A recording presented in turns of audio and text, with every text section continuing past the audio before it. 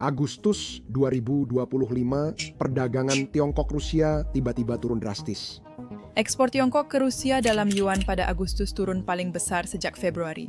Ekspor Tiongkok ke Rusia turun 16%, ekspor Rusia ke Tiongkok 18%. Hubungan yang dulu dianggap penyelamat, kini angkanya mengkhawatirkan. Ini peringatan bahwa ada sesuatu yang rusak. Beberapa minggu kemudian, Vladimir Putin berada di Beijing, berjalan bersama Xi Jinping dalam parade militer terkenal. Karpet merah digelar, kamera-kamera berkilatan, koreografinya sempurna. Dari luar, ini tampak seperti persatuan. Dua raksasa berdiri teguh melawan Barat. Tapi di balik tampilan itu, retakan semakin melebar. Kepercayaan mulai memudar. Tiongkok perlahan mundur, membuat Rusia lebih terisolasi dari sebelumnya dalam beberapa dekade. Ini bukan sekadar perlambatan, ini adalah awal dari keretakan geopolitik. Perpecahan ini bukanlah perselisihan sepele, ini adalah pergeseran strategis dengan konsekuensi nyata. Kamu tahu, selama bertahun-tahun, Rusia sangat bergantung pada Tiongkok untuk tetap bertahan di bawah tekanan Barat. Setelah invasi besar-besaran ke Ukraina, pada tahun 2022 Moskow menghadapi sanksi yang sangat berat. Eropa memangkas impor energi. Amerika Serikat bekukan aset dan blokir teknologi. Dan akses Rusia ke keuangan global, mesin, serta barang konsumsi runtuh hampir dalam semalam. Menghadapi kehancuran, Tiongkok menyelamatkan Moskwa yang segera mengalihkan perdagangan ke timur. Perusahaan Tiongkok mengambil alih posisi perusahaan Barat. Sementara minyak dan gas Rusia dikirim ke pelabuhan Tiongkok. Sebagai gantinya, barang elektronik, kendaraan, dan suku cadang industri membanjiri Rusia, mengisi kembali rak-rak yang sebelumnya kosong.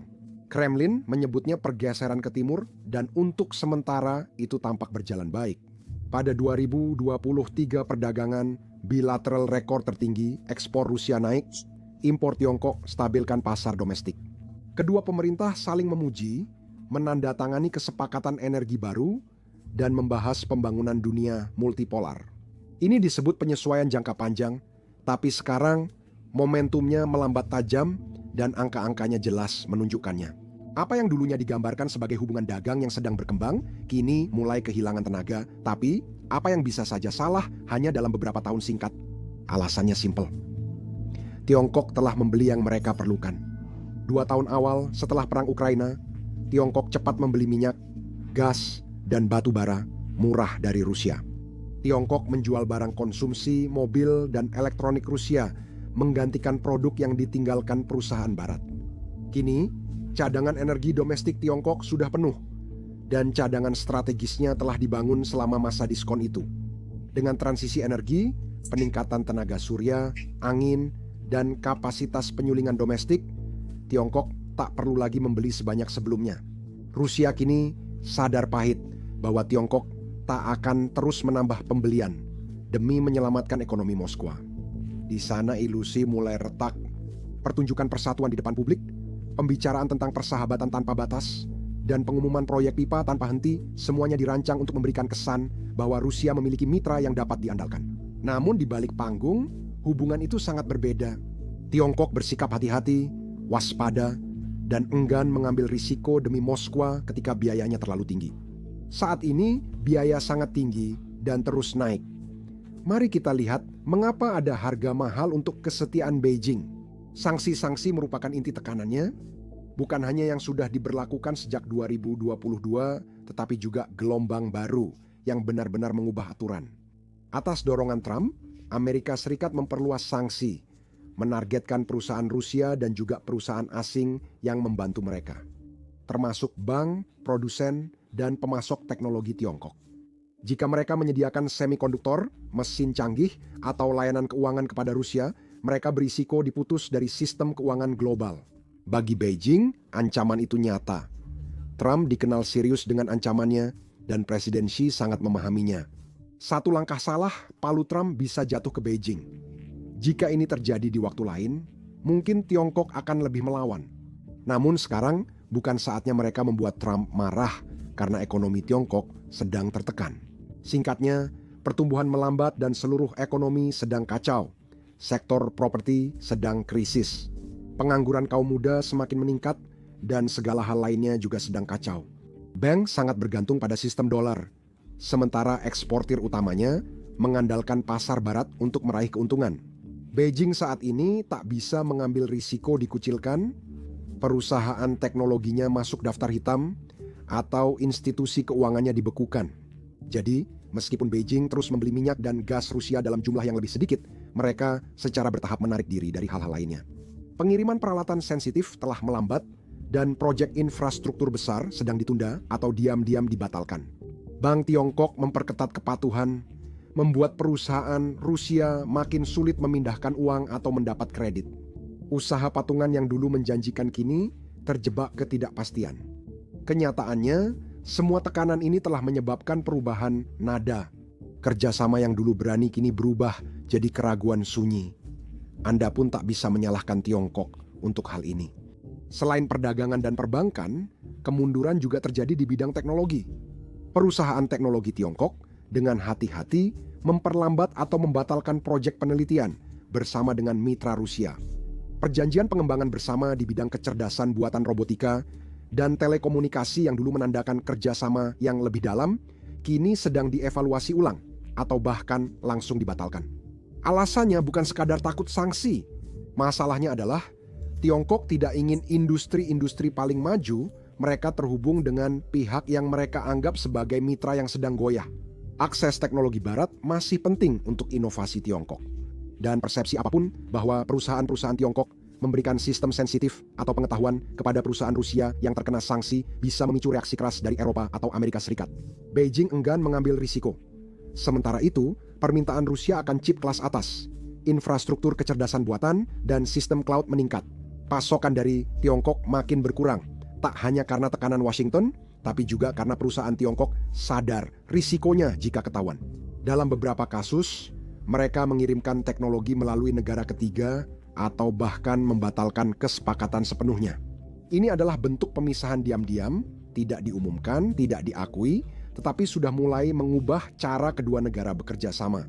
Bagi Rusia, kehilangan akses teknologi canggih bisa lebih merugikan daripada kehilangan pasar. Ini memperlambat inovasi, melemahkan industri pertahanan, dan memperdalam isolasi yang diharapkan Rusia bisa diatasi Tiongkok.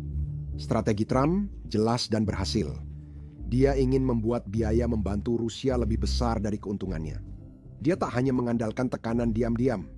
Pada September 2025, dia meminta NATO dan Uni Eropa mengenakan tarif tinggi pada barang Tiongkok jika Beijing masih membeli minyak Rusia. Dia juga mendorong sanksi sekunder langsung untuk perusahaan Tiongkok di bidang energi, keuangan, dan teknologi. Anda tidak perlu jenius untuk mengerti pesan Trump. Jika mendukung Moskow, Anda akan menanggung akibatnya. Pada saat yang sama, Eropa juga telah mempertegas sikapnya terhadap Beijing. Sementara para pemimpin Eropa masih berusaha menjaga jalur diplomatik tetap terbuka, kekhawatiran terhadap dukungan diam-diam Tiongkok kepada Rusia semakin meningkat. Uni Eropa telah mulai berkoordinasi lebih erat dengan Washington mengenai sanksi sekunder dan memperketat kontrol ekspor terhadap teknologi sensitif. Negara seperti Jerman dan Prancis, yang sebelumnya berhati-hati terhadap Tiongkok, kini memperingatkan peran gandanya. Satu kaki di ekonomi global, satu lagi mendukung rezim bersanksi. Beijing pun memperhatikan perubahan ini. Mengabaikan tekanan Washington satu hal, namun mempertaruhkan ketegangan perdagangan dengan Uni Eropa, pasar ekspor utama Tiongkok, adalah hal lain. Itu berarti mempertaruhkan pasar senilai 500 miliar euro. Bagi pejabat Tiongkok yang ingin menjaga pertumbuhan dan mencegah gejolak ekonomi, ini jadi alasan tambahan untuk mengurangi dukungan berisiko pada Moskwa. Keputusan itu juga dipengaruhi pandangan masyarakat Tiongkok terhadap perang Rusia. Media pemerintah Tiongkok jarang mengkritik Rusia, namun juga jarang merayakan perang itu. Sentimen daring lebih menyoroti ekonomi Tiongkok, lapangan kerja, dan perumahan. Di kalangan muda, dukungan untuk dekat dengan Moskwa pun setengah hati. Publik tidak ingin terlibat dalam konflik pihak lain, apalagi jika pemenangnya tidak jelas. Tampaknya tidak ada seorang pun di Tiongkok yang terburu-buru untuk menjatuhkan Rusia. Saat ini, seluruh negeri sedang fokus pada upaya mempertahankan diri. Itulah sebabnya para pemimpin Tiongkok sekarang mulai benar-benar fokus menstabilkan ekonomi domestik mereka, bukan menopang negara yang semakin menjadi beban daripada aset. Meski begitu, Kemitraan ini tidak akan langsung hilang, namun Tiongkok mulai menarik batas tegas. Semakin besar tekanan Washington, batas-batas semakin ketat. Bagi Rusia, ini kenyataan berbahaya. Dan untuk Putin, ya, dia mungkin menangis di tempat tidur karena hal itu. Pergeseran ke timur didasari asumsi Tiongkok selalu siap membeli, menjual, dan berinvestasi apapun situasinya. Asumsi itu runtuh, membuat Rusia rentan. Dia baru sadar Tiongkok hanya akan membantu jika sesuai kepentingannya. Namun, Tiongkok tak akan berkorban untuk Rusia, apalagi di bawah tekanan seperti ini. Seolah situasi ini belum cukup buruk. Tiongkok bukan satu-satunya yang mundur. Mitra utama Rusia juga mundur. India, yang dulu jadi penyelamat energi utama Rusia setelah 2022 kini, mulai mendinginkan hubungan. Mei-Agustus 2020, 5 pembelian minyak mentah Rusia oleh India turun lebih dari 30%. Volume kargo spot hampir setengah dari tahun lalu. Kontrak jangka panjang diam-diam dinegosiasikan ulang, tapi kesepakatan baru terhambat. Beberapa kilang minyak India menuntut diskon yang lebih besar, sementara yang lain mengalihkan lebih banyak volume kembali ke pemasok teluk. Alasannya? Risiko. Sanksi sekunder mulai terasa dampaknya. Lembaga keuangan, perusahaan asuransi, dan perusahaan pelayaran yang terlibat dalam transaksi minyak Rusia berada di bawah pengawasan Barat yang semakin ketat. Bagi bisnis India, biaya untuk berasosiasi meningkat dengan cepat. Situasinya kurang lebih sama dengan yang dialami Tiongkok. Namun, berbeda dengan Tiongkok, India tidak punya skala atau ambisi strategis untuk menahan tekanan seperti itu. India berdagang secara global dan pasar Barat tetap lebih penting bagi Delhi dibanding minyak diskon. Jadi, meskipun Rusia dulu melihat India sebagai cadangan yang dapat diandalkan, angka-angka sekarang menunjukkan cerita yang berbeda. Dukungan yang dulu diandalkan Moskow kini semakin transaksional. Pasar yang menyusut berdampak pada gambaran besar. Poros ke timur, dulu jadi jalan keluar Rusia dari isolasi Barat, kini mulai kehilangan momentum. Tiongkok mulai menarik batas, India lebih berhati-hati, dan sanksi makin terasa. Ini membuat Rusia makin kehabisan pilihan dan tekanan energi menunjukkan kerentanan utama. Rusia, yang dulunya merupakan pemasok utama Eropa dan pemain besar di pasar energi global, kini justru bergantung pada segelintir pembeli, yang masing-masing lebih kuat daripada penjualnya. Dan ketidakseimbangan itu paling terlihat dalam hubungannya dengan Tiongkok. Faktanya, meski ada slogan dan sesi foto, hubungan Moskwa dan Beijing tidak pernah setara. Hubungan mereka penuh persaingan dan ketidakpercayaan, bahkan sempat bentrok di perbatasan pada 1960-an. Selama puluhan tahun, mereka berebut pengaruh di dunia komunis. Hingga kini, di balik koordinasi strategis, dinamika kekuasaan masih jelas terlihat. Tiongkok merupakan raksasa manufaktur, ekonomi kedua terbesar, dan kekuatan diplomatik yang berkembang. Sebaliknya, Rusia semakin fokus mengekspor bahan mentah dan mengimpor teknologi yang kini tak bisa didapat dari Barat. Tiongkok mengisi kekosongan bukan karena loyalitas, melainkan pengaruh yang justru mendefinisikan hubungan itu.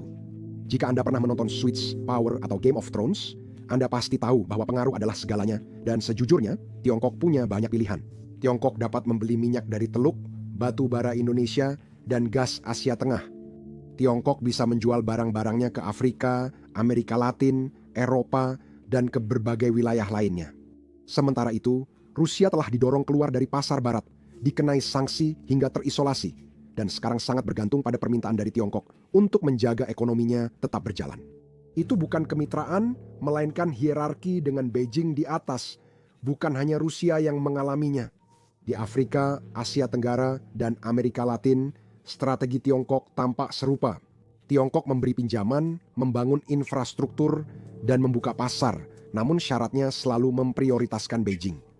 Negara-negara seperti Sri Lanka, Kenya, dan Laos telah belajar bahwa dukungan dari Tiongkok seringkali disertai dengan syarat-syarat tersembunyi. Ketergantungan tanpa bisa bernegosiasi.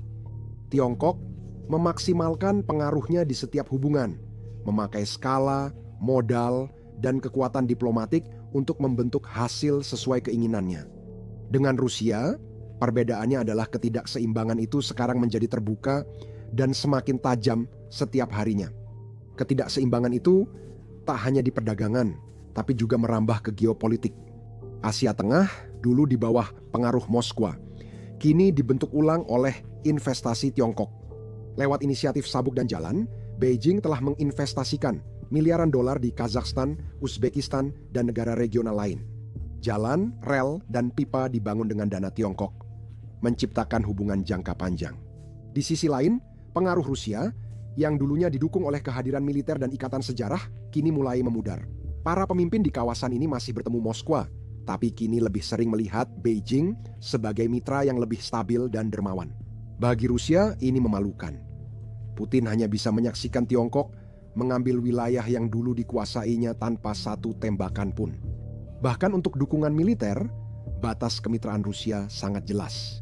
Meskipun latihan bersama dan pertemuan diplomatik dengan Tiongkok mendapat perhatian, kenyataannya lebih rumit.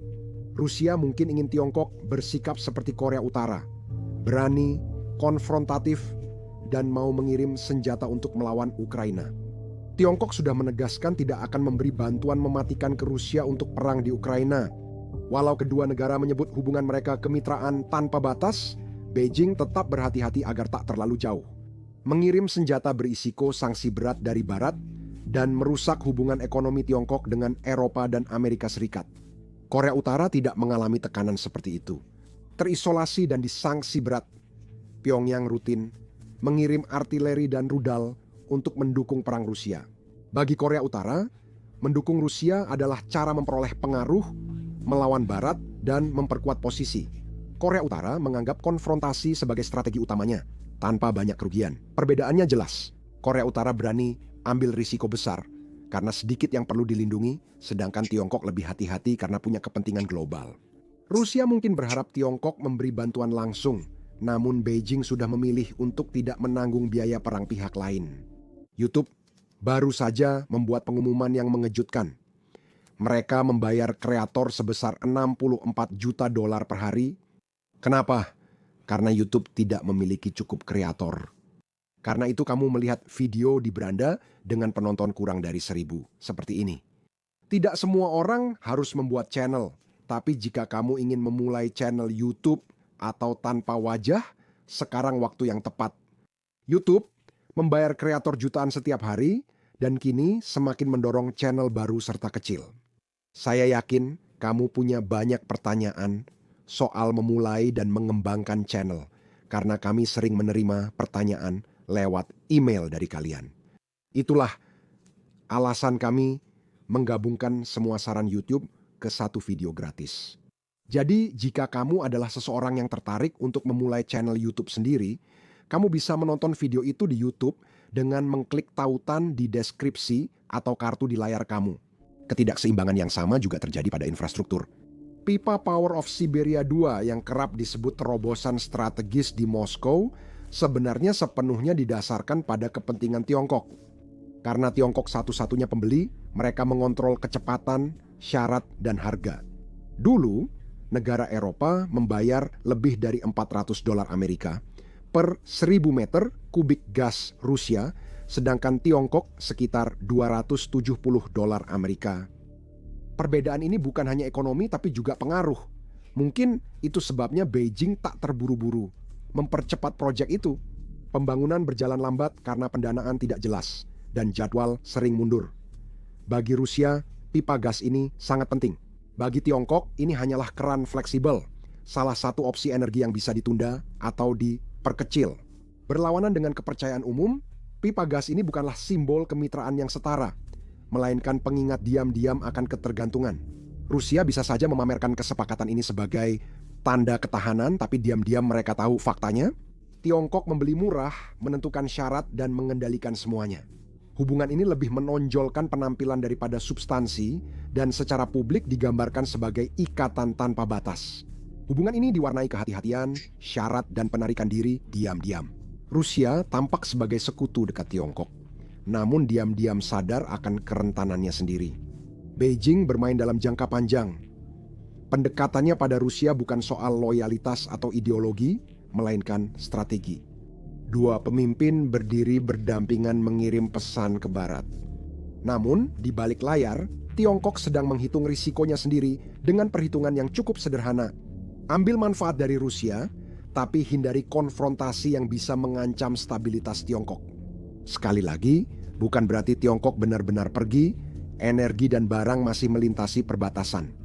Pertemuan tingkat tinggi tetap menghasilkan pernyataan berbunga-bunga. Namun soal komitmen nyata, Tiongkok tetap berhati-hati. Semua dihitung dengan cermat untuk menghindari melewati batas yang bisa memicu sanksi sekunder. Disinilah mitos kemitraan sempurna mulai runtuh.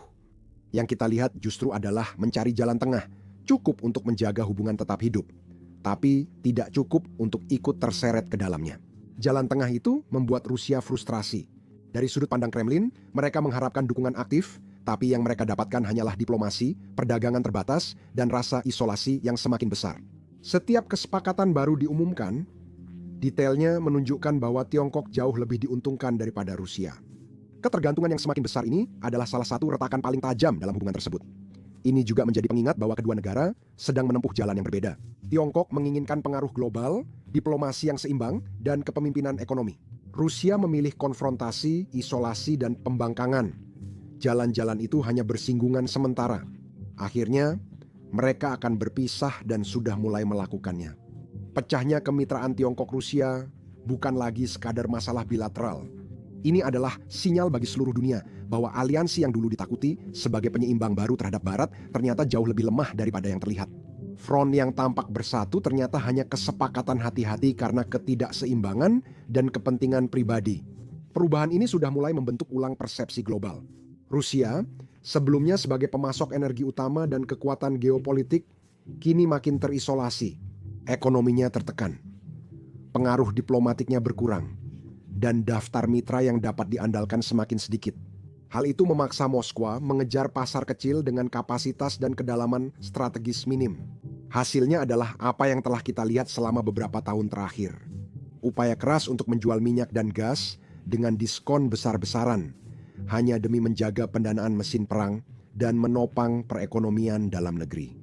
Tapi marginnya semakin menyusut, dan infrastruktur yang dibutuhkan untuk berekspansi ke wilayah baru memang belum tersedia.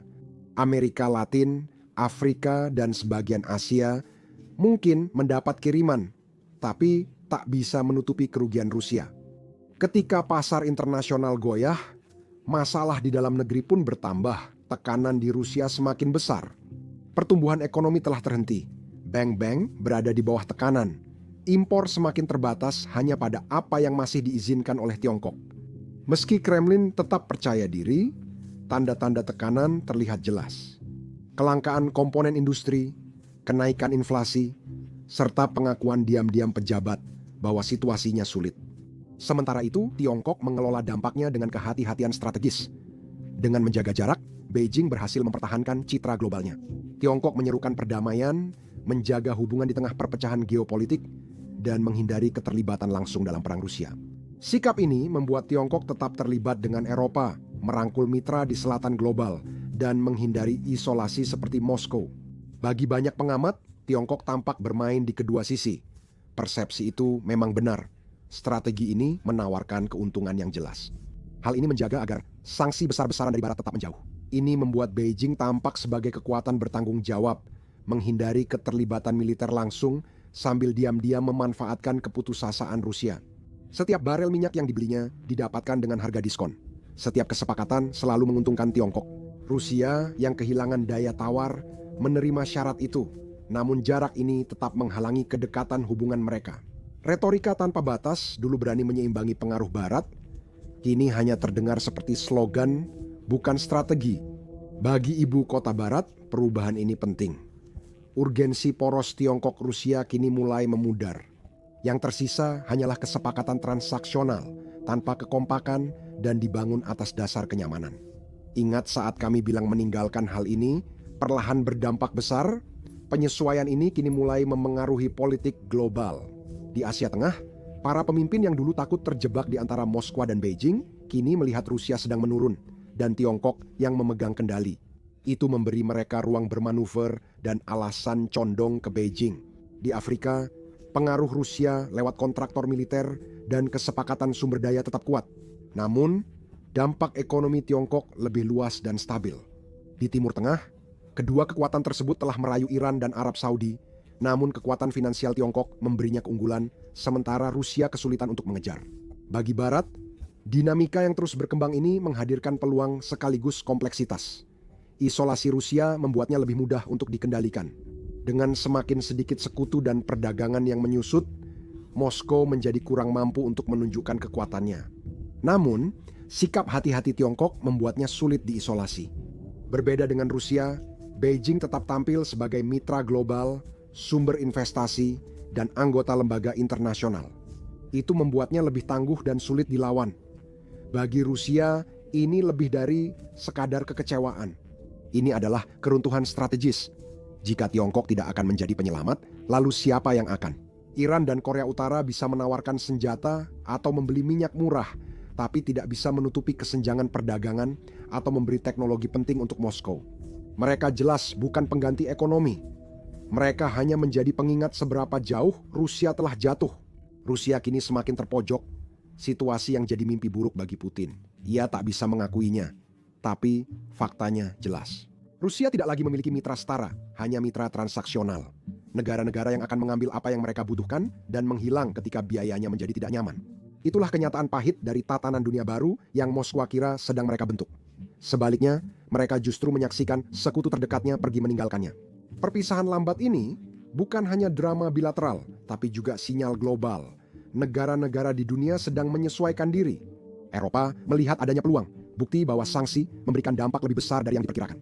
Washington melihat Beijing tidak akan memutus hubungan dengan Barat demi melindungi Moskwa.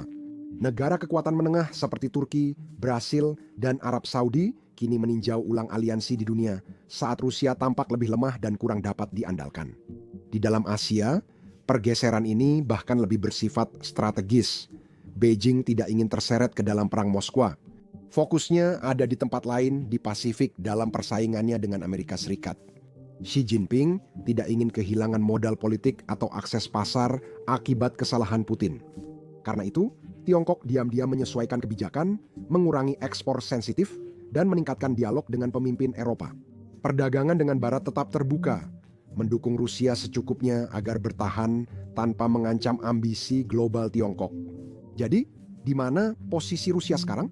Terjebak dalam kemitraan yang tak terkendali dan terikat pada kekuatan global yang mulai menjauh. Tiongkok akan terus membeli, tapi hanya dengan diskon besar. Mereka akan hadir untuk sesi foto, tapi tidak untuk memberikan bantuan dana. Seiring perang berlanjut, jarak makin besar.